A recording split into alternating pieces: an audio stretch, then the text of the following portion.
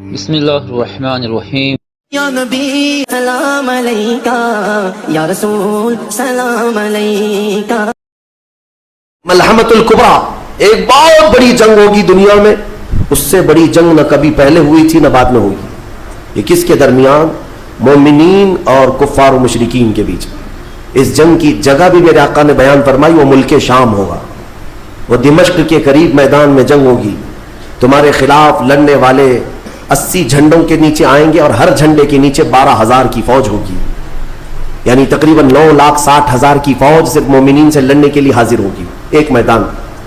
اس میں جو مومنین مسلمان جتنے جائیں گے وہ کتنی تعداد ہے وہ اللہ بہتر جانے، لیکن میرے آقا نے فرمایا پہلے دن 1/3 حصہ میدان چھوڑ کر بھاگ جائے گا مسلمانوں کا، اور حضور پاک فرماتے ہیں وہ پورے روئے زمین کے سب سے بدترین لوگ ہوں گے، ان کی توبہ کبھی نہیں قبول ہوگی۔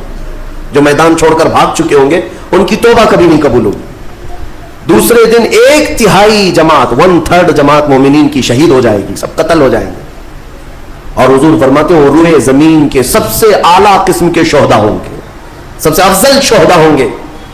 اور میرے آقا صلی اللہ علیہ وسلم فرماتے ہیں 1/3 حصہ مسلمانوں کا باقی ہوگا، اللہ رب العزت اسی ٹکڑے کو فتح عظیم عطا فرمائے گا، فتح سے ہمکنار ہوں گے۔ اور اس کے بعد قسطنطنیہ فتح ہوگا، قسطنطنیہ فتح ہوتے ہی دجال ظاہر ہو جائے گا، دجال کا خروج ہوگا پوری دنیا میں۔ لیکن یہ بڑی جو علامتیں میرے آقا نے بیان فرمائی کہ دجال کا ظاہر ہونا، اس بڑی جنگ کا ہونا، یہ قسطنطنیہ کا فتح ہونا، ان سب کی اسٹارٹنگ کہاں سے ہوگی؟ وہ بیت المقدس سے۔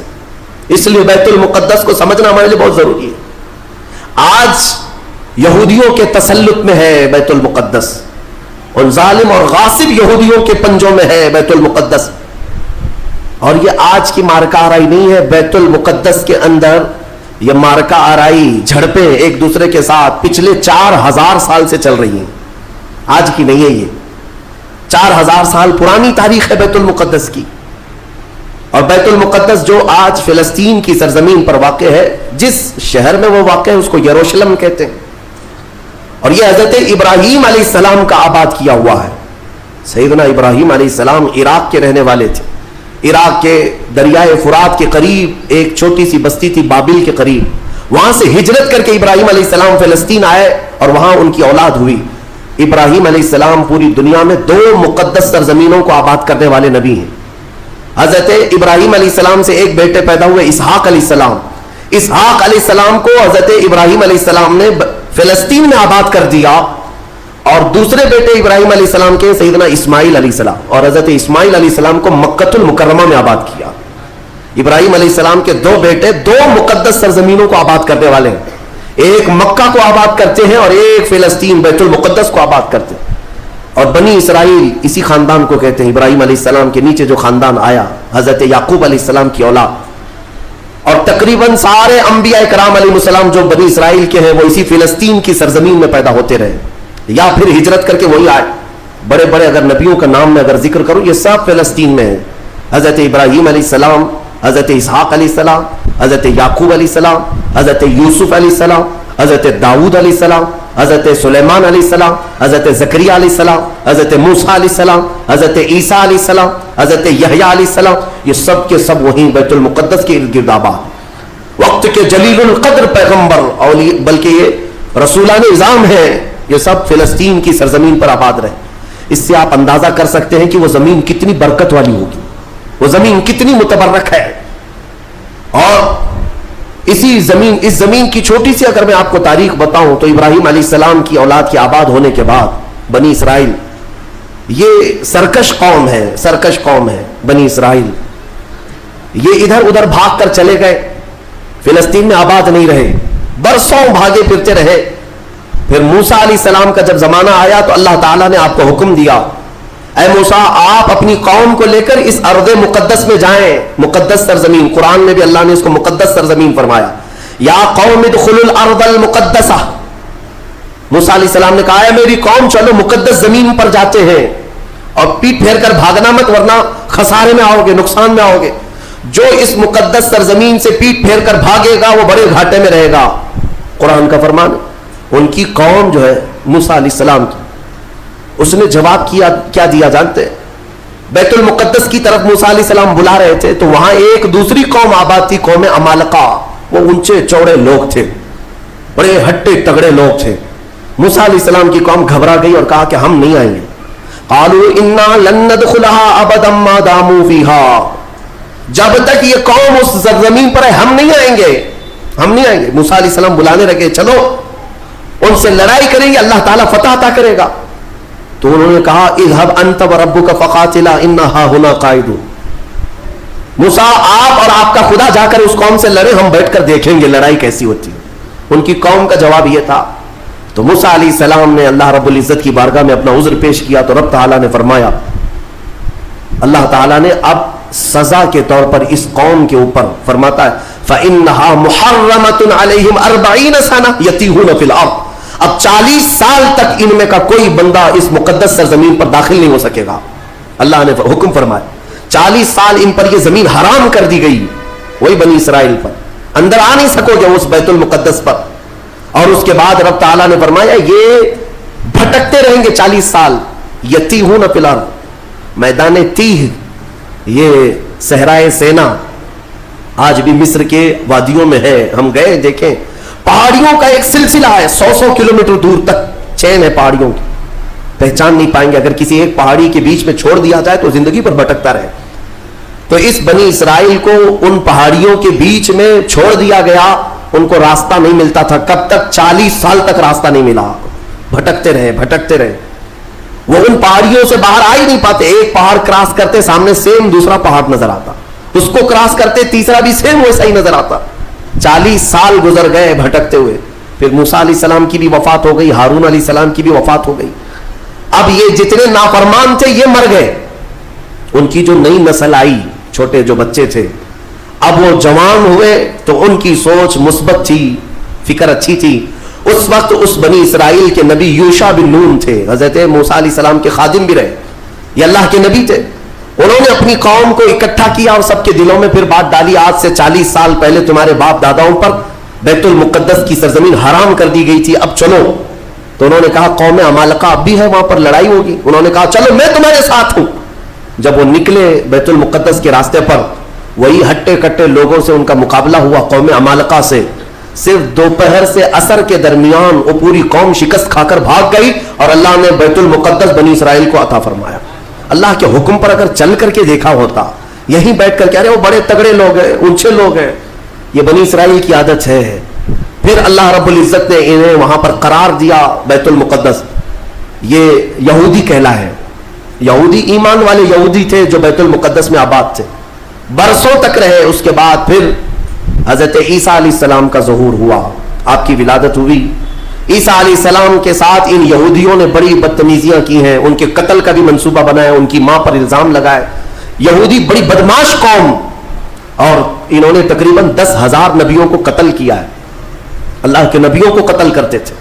اب اللہ رب العزت نے قرآن میں جن کے بارے میں فرمایا غضب اللہ علیہم، اللہ کا ان پر غضب ہے، اللہ کا ان پر غضب ہے، آج بھی غضب ہے، غضب ہے. تھوڑے دن ان کے ازدہار کے آتے ہیں، ترقی کے آتے ہیں، تو دنیا کو ایسا لگتا ہے پوری دنیا کے بادشاہ یہی ہے. پھر رب تبارک و تعالیٰ انہیں اوندھے منہ پھر گراتا ہے. ذلت ان کا ساتھ قیامت تک نہیں چھوڑے گی، قیامت تک نہیں. انہوں نے انبیاء کا قتل کیا اور بیت المقدس میں آباد رہے. تو پھر ایک بادشاہ ایسا آیا عراق کا، بخت نصر نام تھا، وہ آ کر کے بیت المقدس پر ایسا حملہ کیا، ایسا حملہ کیا کہ اس نے ہزاروں یہودیوں کو قتل کیا اور بیت المقدس کی عمارتیں توڑ پھوڑ کر رکھ دی. جو حضرت سلیمان علیہ السلام کے زمانے میں عمارت بنی تھی بیت المقدس کی. ہاں یہ بھی میں بتا دوں اس کی تاریخ کیا ہے. حضرت سلیمان علیہ السلام بادشاہ تھے، اللہ تعالیٰ نے حکم دیا کہ تم تعمیر کرو. تو بیت المقدس جب تعمیر کرنے لگے تو کس کی مدد سے؟ جنات کی مدد سے آپ تعمیر کر رہے تھے. سارے جنات کو کام پر لگا دیا تھا اور سارے جن صبح شام دوپہر کام پر لگے تھے اور مسجد بنا رہے تھے بیت المقدس. اور اتفاق ایسا کہ حضرت سلیمان علیہ السلام سے وہ خوب خوف کھایا کرتے تھے. جب تک آپ کھڑے رہتے کام کرتے، اگر سلیمان علیہ السلام چلے جاتے تو سب بھاگ جاتے تھے، کام چھوڑ کر بھاگ جاتے تھے. تو سلیمان علیہ السلام اپنا عصا لے کر کے کھڑے رہے اور کام کرانے لگے. اب اتفاق ایسا ہوا کہ سلیمان علیہ السلام دن میں بھی نہیں جا رہے، رات میں بھی نہیں جا رہے، کھڑے ہی کھڑے ہیں. اور دن رات ان کا کام چالو ہے. لیکن ہوا یہ تھا کہ سلیمان علیہ السلام کی وفات ہو چکی تھی. کھڑے کھڑے آپ کا انتقال ہوا ہے حضرت سلیمان علیہ السلام کا, اور اپنے عصا کے سہارے کھڑے رہ گئے. انتقال کے بعد بھی یہ صرف اور صرف نبوت کی شان ہے, یہ صرف نبیوں کی شان ہے. قرآن میں ہے, اللہ تعالیٰ نے فرمایا فلما تبینت الجن, جنات کو کب معلوم ہوا پتا ہے؟ دیمک نے حضرت سلیمان علیہ السلام کی لکڑی کو کھا لیا. یہ جو عصا تھا دیمک کھا گئی. دیمک کھانے کی وجہ سے لکڑی ٹوٹی, تو لکڑی ٹوٹنے کے بعد حضرت سلیمان علیہ السلام زمین پر آ گرے. تب جنات کو پتا چلا ان کا تو کب کے انتقال ہو چکا ہے, اور اس وقت تک بیت المقدس کی تعمیر ہو چکی تھی. ہاں, جس کو روایات میں ہیکل سلیمانی بھی کہا گیا ہے. بیت المقدس, ہیکل سلیمانی, یہ الگ الگ ووادت جو معاملات ہیں, میں اس کو پھر کبھی عرض کرتا ہوں. یہ تعمیر مکمل ہوئی اور وہی یہودیوں کے لیے مقدس جگہ, اور بخت نصر نے جس کو توڑا وہی ہیکل سلیمانی تھا. اور اس کے نیچے بہت ساری ان کی مقدس کتابیں جس سے جادو کرتے تھے وہ سب دفن کر دی گئیں. سلیمان علیہ السلام کی کرسی وہ بھی دفن کر دی گئی. آج بھی یہ یہودی جو کھدائی کر رہے ہیں اسی کرسی کو تلاش کرنے کے لیے, اپنی باقیات, وہ جادو کی کتابیں تلاش کرنے کے لیے آج بھی یہ کھدائی کر رہے ہیں بیت المقدس کے ارد گرد. اور یہ جو تھرڈ ٹیمپل کہتے ہیں, تیسرا مندر تعمیر ہونا ہے, وہ تھرڈ ٹیمپل کا مطلب یہی ہیکل سلیمانی کو انہیں بنانا ہے, بیت المقدس کو ہدم کر کے, منہدم کر کے. یہ جو مسجد اقصی ہے اس کو ختم کر کے انہیں وہاں پر تھرڈ ٹیمپل بنانا ہے. یہ ان کا خواب ہے. یہودی وہاں سے قتل ہوئے, عیسائیوں کا قبضہ آیا. عیسائی تقریباً 300 سال تک آباد رہے. پھر ایک بادشاہ آیا, ایران کا بادشاہ تھا خسرو, اس نے بدلہ لیا اور اس کے بعد یہودیوں کو پھر سے آباد کیا. پھر اس کے بعد ٹائٹس نام کا ایک عیسائی بادشاہ آیا, اس نے پھر دوبارہ بیت المقدس پہ حملہ کیا. اس نے قریب 1 لاکھ کے قریب یہودیوں کو پھر قتل کیا. یہ قتل کون کر رہا ہے؟ عیسائی یہودی, اور دہشت گرد کوئی اور ہے. ہاں, پہلے زمانے کے دہشت گرد ہیں یہ, پرانے دہشت گرد. ایک ساتھ جینوسائیڈ کرنا, جو نسل کشی کرنا, یہ یا تو عیسائیوں کا کام ہے یا یہودیوں کا کام ہے. ان کو قبضہ ملتا تھا تو ان کو مارتے, ان کو قبضہ ملتا تو ان کو مارتے. ٹائٹس نے پورا تباہ کر دیا. پھر بیت المقدس میں اس نے غلاظت ڈال دی, کچرے ڈال دیے. بہت کچھ برباد کرنے کے بعد یہودی وہاں سے نکل گئے. پھر میرے عزیزوں, وہ عیسائیوں کا تسلط ویسا ہی برقرار رہا. کب تک؟ جب تک سیدنا عمر ابن خطاب کا زمانہ آ گیا. اسلام کا یہ فتوحات کا سلسلہ تھا. میرے آقا کے غلام جس طرف جا رہے تھے زمینیں ان کے قدموں میں آ رہی تھی. یہ وہ دور تھا. تو حضرت عمر نے بھیجا کہ اب فلسطین کی طرف بھی ہمارے مجاہدین جائیں گے. اور وہاں عیسائی تھے, پوری دنیا کی خبر تو رکھتے تھے کہ کیا کیا ہو رہا ہے. رسول پاک صلی اللہ علیہ وسلم کے غلاموں سے لڑنے کی طاقت سب کے پاس نہیں. تو انہوں نے کہا کہ ہم لڑائی نہیں کریں گے, آپ آ جاؤ, آپ کے حوالے پورا بیت المقدس کر. حضرت عمر کو خود ہی دعوت دے کر کے بلا لیا. اور جانتے ہیں ان عیسائیوں کی خباثت, یہ بڑے نرم دکھتے. اس وقت قبۃ الصخرہ, جس کو آپ ڈوم آف راک کہتے ہیں, یہ یلو کلر کا جو گنبد نظر آتا ہے, یہودی اس کو بڑا مقدس سمجھتے ہیں, بڑا مقدس. اس پر عیسائیوں نے پورے لوگوں کی غلاظتیں, کچرے ڈال کر کے رکھے تھے.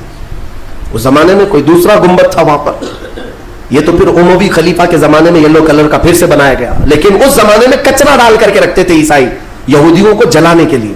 یہودیوں کی وہ مقدس جگہ ہے. پھر حضرت عمر فاروق رضی اللہ تعالیٰ جب تشریف لائے تو جانتے ہیں کس شان سے آئے تھے. سیدنا عمر فاروق مدینہ طیبہ سے نکل کر کے اپنے ایک تنہا غلام کے ساتھ بیت المقدس گئے. کوئی فوج لے کر نہیں گئے, اور وہ بھی ایسے کہ غلام کے ساتھ باری لگا لیا ہے, 1 میل میں گھوڑے پر بیٹھوں گا, 1 میل تو گھوڑے پہ بیٹھے گا. سفر میں 1 میل حضرت عمر بیٹھتے تھے گھوڑے پر, غلام رسی پکڑ کر چلتا تھا. 1 میل غلام بیٹھتا تھا, عمر فاروق رسی پکڑ کر چلتے تھے. دنیا کا اقتدار میرے آقا کے غلاموں نے یوں نہیں حاصل کیا, انہوں نے خود ہی کو فنا کر دیا تھا میرے آقا کی محبت میں. اور اتفاق ایسے کہ فلسطین جب پہنچے تو باری غلام کے بیٹھنے کی تھی. حضرت عمر رسی پکڑ کر کے بیت المقدس میں آ رہے ہیں, تو لوگ جو نئے لوگ تھے, عیسائی تھے, وہ سب جھپٹ پڑے امیر المومنین مسلمانوں کے, جن سے کیسر و کسرا بھی کانپتے ہیں. گھوڑے پر تشریف لا رہے ہیں تو سب ان کے استقبال کے لیے تھے. جو غلام تھا حضرت ابو عبیدہ بن جراح جو صحابی تھے, انہوں نے چیخ کر کے کہا, لوگوں گھوڑے پر بیٹھا ہوا امیر المومنین نہیں, رسی پکڑا ہوا امیر المومنین. اس شان سے وہ آئے اور اپنے ہاتھوں سے اس گنبد کے اوپر موجود پوری غلاظت کو حضرت عمر نے صاف کیا تھا. بیت المقدس کے ارد گرد جتنا کچرا تھا اپنے ہاتھوں سے صاف کیا, اور پھر وہاں پر اذان کی آواز گونجی. سیدنا عمر فاروق رضی اللہ تعالیٰ عنہ نے ظہر کی نماز وہاں پڑھائی اور عام خطبہ دیا, سارے لوگوں کو جمع کر کے کہا اب گھبرانے کی ضرورت نہیں, اس ارض مقدس میں اسلام آ چکا ہے. جو عیسائی جو یہودی خوشی سے رہنا چاہے اس پر کوئی زور زبردستی نہیں, وہ اس ارض مقدس میں اقلیتوں کے اعتبار سے رہ سکتا ہے, اسے امن و امان دیا جائے گا, کسی کی عبادت گاہ نہیں توڑی جائے گی. میرے عزیزو, یہ اسلام کا احسان ہے. آج بھی جا کر کے دیکھیں فلسطین میں حضرت عمر کی سلطنت یعنی خلافت آنے کے باوجود بھی سب سے پرانا جو چرچ ہے عیسائیوں کا وہ آج بھی فلسطین میں باقی ہے, بیت المقدس کے قریب. حضرت عمر نے منع کیا کہ ان کی عبادت گاہ کو ہاتھ نہیں لگایا جائے گا, توڑا نہیں جائے گا. سب کو امان دیا گیا ہے, سب کو امان دیا گیا ہے. اگر ایسے ہی ہمارا تسلط ہر جگہ ہو اور ہم مندروں کو توڑنے والے ہوتے تو 700 سالوں میں پتہ نہیں کیا کیا صاف کر چکے ہوتے. اسلام اس کی تعلیم دیا نہیں, تمہیں آزادی دی ہے کہ جو تمہارے ماتحت ہیں انہیں اپنی عبادت کرنے دے دیا جائے. ذمیوں کو جو اپنے دین میں قائم رہنا چاہتے ہیں انہیں چھوڑ دیا جائے گا, انہیں مارا نہیں جائے گا. حضرت عمر فاروق رضی اللہ تعالیٰ عنہ کے زمانے سے لے کر بیت المقدس مکمل اسلام کے دائرے میں رہا. یہ تقریباً 200 سال تک چلا, تقریباً 200 سال تک. پھر خلفاء جو آئے, فاطمی خلفاء, عباسی خلفاء, سلجوقی خلفاء, جو خلیفے تھے آپس میں ہی لڑ مر رہے تھے دولت کے لیے, پیسے کے لیے, علاقے کے لیے. ان کی آپسی لڑائیوں کی وجہ سے دوبارہ کمزوری آئی مسلمانوں کے درمیان, اور پھر سے صلیبی طاقتیں عیسائیوں کا پھر سے غلبہ ہو گیا. پھر سے بیت المقدس کو انہوں نے ہڑپ لیا. پھر 100 سال تک بیت المقدس پر ان کا راج چلتا رہا, 100 سال تک. پھر انہوں نے یہودیوں کو مارا اور بیت المقدس میں جتنے مسلمان تھے سب کو عیسائیوں نے قتل کیا تھا. مسلمانوں کے خون کو فلسطین میں ایسا بہایا گیا تھا کہ لوگ چلتے تھے تو ہر ایک کا پیر خون سے بھیگ جاتا تھا, سڑکوں پر خون بہتا تھا انسانوں کا. عیسائیوں نے یہ قتل عام کیا تھا. 200 سال حضرت عمر فاروق رضی اللہ تعالیٰ عنہ کے فتح کے بعد, پھر 100 سال ظلم جبر استبداد کے بعد, پھر وہ وقت آیا کہ جب مولا تعالیٰ نے صلاح الدین ایوبی کو پیدا فرمایا. اور صلاح الدین جیسا جرنیل ہم نے تاریخ میں دیکھا نہیں. وہ عاشق رسول تھا, فنا فی رسول تھا, زندگی سب وقف کر دیا تھا بیت المقدس کے نام پر. تقریباً 18 سال تک جنگلوں, بیابانوں, ویرانوں میں بھٹکتے رہے اپنی فوج کو لے کر. کتنوں سے مقابلہ کیا, اپنوں سے بھی غیروں سے بھی, کیونکہ جماعت کے غدار منافقین سے آپ کا بڑا مقابلہ ہوا ہے. سب سے زیادہ تکلیفیں حضرت صلاح الدین ایوبی کو یہ وہ ٹکڑے ٹکڑے جو بادشاہ ہوا کرتے تھے اور خلیفے بنے ہوئے تھے ان سے تھا, کیونکہ وہ عیاش تھے, اپنے حرم کو دنیا سے آباد کیے ہوئے تھے. صلاح الدین کو قتل کرنے کے منصوبے تک بنے, 4 بار جانی حملے ہوئے, پھر بھی اللہ جسے بچانا چاہے. صلاح الدین کا وہ دن بھی آ گیا جب 12,000 کی فوج لے کر 4 لاکھ صلیبیوں سے تنہا لڑ رہا تھا. کوئی مقابلہ ہو سکتا ہے؟ سوچو ذرا تاریخ میں. یہ میں اپنی لکھی ہوئی بات نہیں کر رہا ہوں, ایک انگریز تاریخ دان ہے, اس نے خود کتاب میں لکھا ہے کہ تاریخ کا ایک عجوبہ ہم نے دیکھا ہے کہ 4 لاکھ صلیبی عیسائی ایک جگہ تھے, پورا روم, یورپ سب عمر آیا ہے, اور مقابل میں صرف اور صرف ایک سپہ سالار صلاح الدین 12,000 کا فوج لے کر آیا. 12,000. وجہ یہ ہے میرے عزیزوں, 4 لاکھ وہ لائے ہوں گے کھانے پینے والے, لوٹنے کھسوٹنے والے, لیکن صلاح الدین کے ساتھ جو 12,000 تھے وہ جان کا ہدیہ گنبد خضرا میں پیش کرنے والے تھے. ان عاشقوں کی جماعت تھی, اور اللہ تعالیٰ نے صلاح الدین ایوبی کو فتح عطا فرمائی. پھر سے پرچم اسلام لہرایا. میرے عزیزوں, یہ تاریخ تھی 6 صدی ہجری کی, اب یہ 15ویں صدی آ گئی ہے. 6 صدی ہجری سے لے کر بیت المقدس اذانوں سے گونجتا رہا, نمازوں سے آباد رہا, مومنین کا وہاں پر جمع غفیر رہا, لاکھوں کی تعداد میں لوگوں کا آنا جانا چلتا رہا, بلکہ بڑے بڑے جید علماء صالحین وہاں پر آباد ہوئے. امام غزالی رحمۃ اللہ تعالیٰ علیہ کر کے کتنے لوگوں کو اللہ نے ولایا ہے کہ بیت المقدس 800 سال کے قریب ہو گئے صلاح الدین ایوبی کو واپس لائے ہوئے. لیکن پچھلے 100 سال سے پوری دنیا کے یہودیوں کے اندر ایک یہ فکر پیدا ہوئی کہ ہماری ایک ریاست ہونی چاہیے, ہمارا ایک ملک ہونا چاہیے. یہ مارے مارے پوری دنیا میں پھر رہے تھے. ہٹلر نے ان کو مارا تو امریکہ میں چلے گئے, امریکہ میں مارے گئے تو برطانیہ میں گئے, برطانیہ سے فرانس میں گئے, جگہ جگہ یہ تھوڑے تھوڑے تھوڑے آباد ہوتے رہے. اور اس کے بعد پھر ان کے اندر ایک تحریک پیدا ہوئی 18ویں صدی عیسوی میں کہ تمہاری اپنی ایک ریاست ہونی چاہیے. تو ان کی اپنی ریاست, اتنا اپنا ملک چاہیے. کہاں؟ وہی مقدس زمین جو تمہارے باپ داداؤں کی ہے, کیونکہ یہودی یعقوب علیہ السلام کی اولاد میں اپنے آپ کو کہتے ہیں. تو اس سرزمین پر جانے کے لیے کوششیں کرتے رہے. لیکن فلسطین اس زمانے میں خلافت عثمانیہ کا حصہ تھی, جو ترکی کے بادشاہ تھے. ترکی کے اندر میں فلسطین آتا تھا, تو وہاں پر ان کی مجال نہیں تھی. دوستو اتنی محنت سے آپ کے لیے اسلامک انفارمیشن پیش کر رہا ہوں. آپ سے ریکویسٹ ہے, اپیل ہے کہ ہمارے چینل کو سبسکرائب ضرور کریں اور اپنے دوستوں میں شیئر بھی کریں. ویورز، آپ دینی مسائل کے متعلق سوالات کر سکتے ہیں. آپ کو قرآن اور حدیث سے صحیح جواب دیا جائے گا.